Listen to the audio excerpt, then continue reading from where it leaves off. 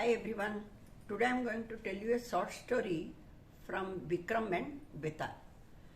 And the name of the story is Samarjit the King.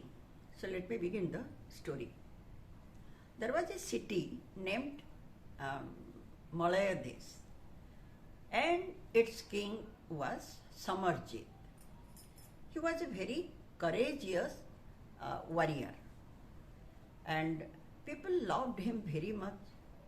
One day, one of his courtiers, he came to him and spoke, "O king, in our kingdom there is a wealthy merchant, and he had his daughter.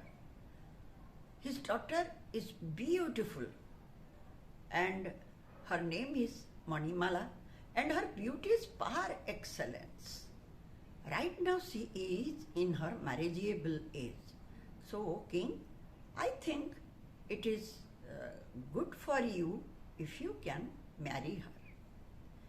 He proposed this thing to Samarjit, and Samarjit thought for a while and said, "Well,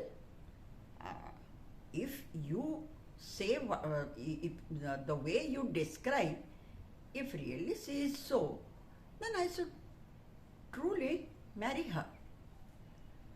Then the courtier then went away.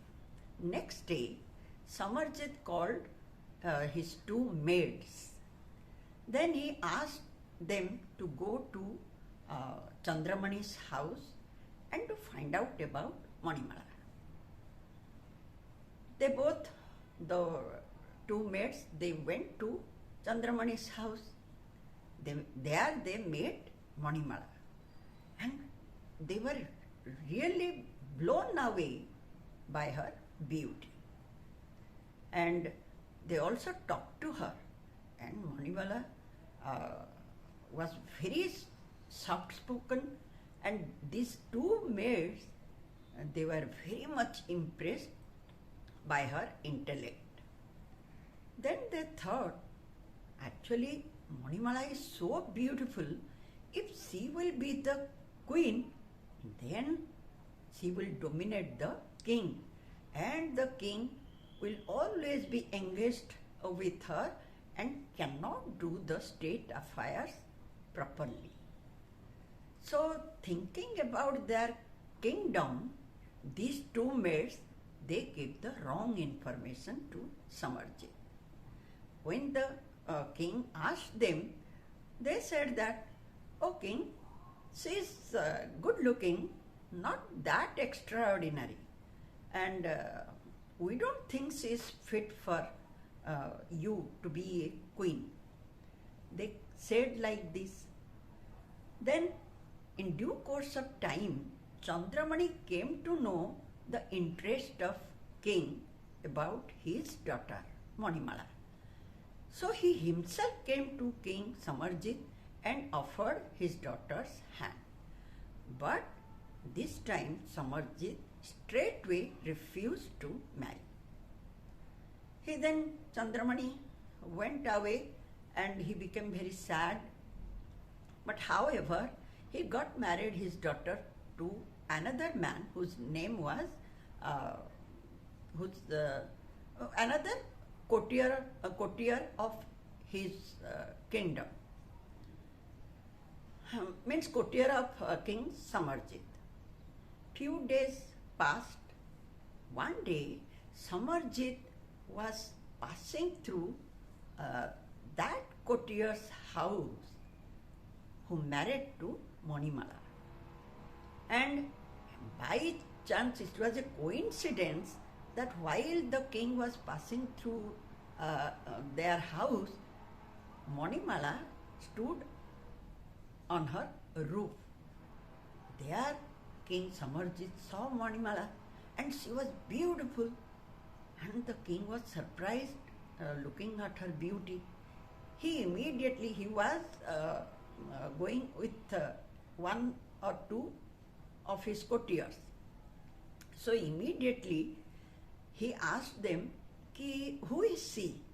Then the courtier said, "O king, She was that girl. She was the daughter of Chandramani, and who proposed you for her marriage just few days back. Then the king was surprised. Samarjit thought that his maid already said Manimala was not extraordinary, but Manimala was truly very beautiful. So he became very angry. He came back. Next day, he called both the maids. Then he asked them, I saw Manimala yesterday, and why did you give me the wrong information? Then the two maids joined their hands and said, O king, she is truly beautiful, but we were afraid that if she would marry you, then you cannot do the state affairs properly. That is why, for the sake of the kingdom, we said something wrong. We lied you. The king became, while they were telling this thing to King Samarjit, at that time, Chandramani came there.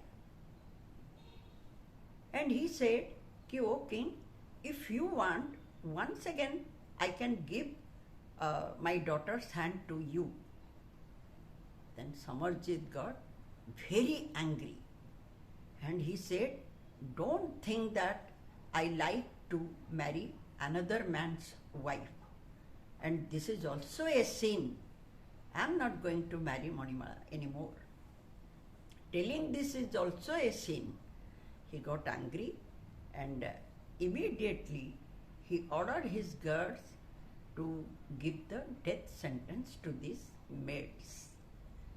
Now, here the Vetal stopped his story and he asked, O Vikram, now tell me, who is at fault? Is the death sentence given by the king is the right one or wrong? And who is exactly at fault? Then Vikramaditya thought for a while and said, I think the maids had crossed their limit. They were not supposed to give any wrong information to the king. But somehow they did it because of their benefit of their kingdom. So they are not at fault. And the king who gave the order is at the fault, in my opinion. Then immediately the Vetal said, O Vikram, you spoke, now I am going. And he flew back to the sami tree. So every time, whenever Vikramaditya was carrying that Vetal, he was telling a story. In this way, he spoke 25 stories to King Vikramaditya. Well, if you want, you can know the story, the moral of this story. Somebody who is in the highest power should not give his opinion blindly. Means he had supposed to think, and then he should have given the punishment. Anyways, once again I will meet you with another new story. But I think most of the Vikram and Vetal, Panchatantra and Bhatrishta Singhasan, all the stories I have already spoken. And hereafter I may tell you, continue either Mahabharata or my own stories. Thank you so much.